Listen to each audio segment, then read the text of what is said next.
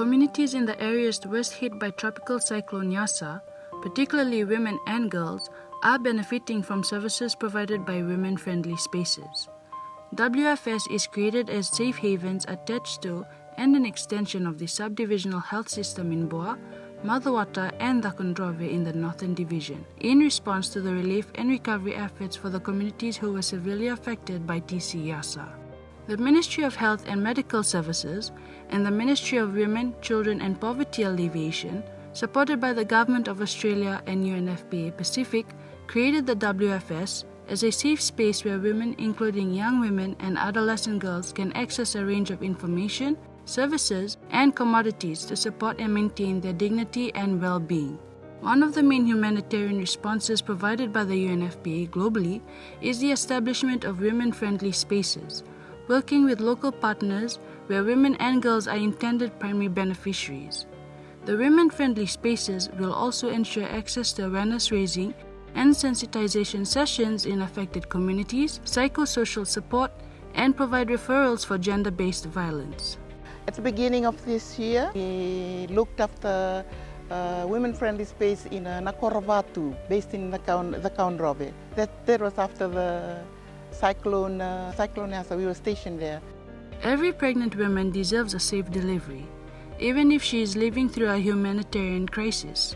Midwives can provide this care, saving lives in the process. So the wellness of the woman is our priority, so that they can also look after their family as a whole. Mostly the young girls coming in for awareness and sessions, and all the activities that carried out, like for example, sexual reproductive health, adolescent health, also on family planning, services and counseling. It really help the women who find it they're not confident in discussing their issues with especially male health workers, so they find it more they're more confident in discussing their issues with I think the retired midwife.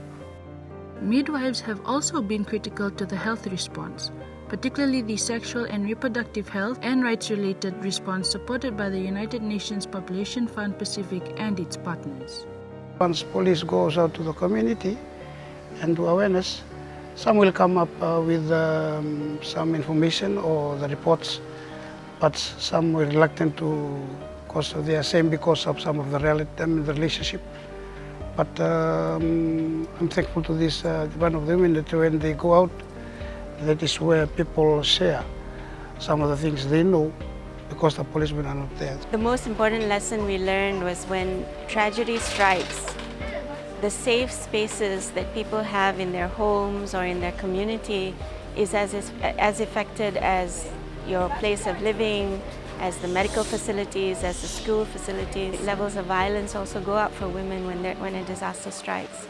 So the concept of being somewhere that you feel safe, that people are welcoming you, that within this space you will find information, resources and access to services that you may need. These midwives have gone through their career knowing what kind of support they will need, whether it's maternal health, or whether it's domestic violence, or whether it's child abuse and all these things. And they're able to deliver it in a way that's acceptable to the community. Because if it's not acceptable, it's not going to be effective. Significant investments in midwifery are essential if the world is to achieve our global target to zero preventable maternal mortality and newborn deaths. Midwives are, therefore, essential to achieving the Sustainable Development Goals. As part of the youth advocate, I will go out to the village and I will talk to them and tell them about what I learned inside the tent and so forth. Some of them they come to town for buying stuff, so I have to go and encourage them and take them in for counseling, and if they have some further questions, they can ask sisters, and the sisters available inside. WFS also provided young girls with menstrual hygiene kits. The kit I got, I had the torch, the face towel, and the soap powder, and the soap, the pads, and the sulu, the hairbrush, and the calendar. I mark it when my menses came. I would like to take this time to acknowledge and to thank UNFPA Pacific and the Australian government for the continuous donation, the continuous support they have been rendering to Ministry of Health here in Fiji.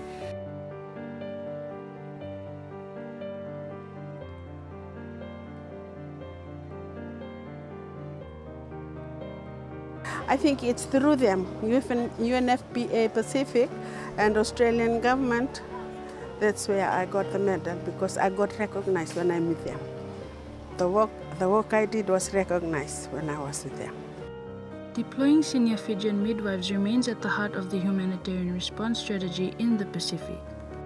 Fijian midwives have been central to the work of UNFPA in the Pacific, including those who have retired from formal services but who responded positively to our call for midwives to support UNFPA Pacific's humanitarian efforts in Fiji and other Pacific Island countries. We might not have the answers in a neat box here, but we know where the answers are, and we will channel them to a place where they can get it.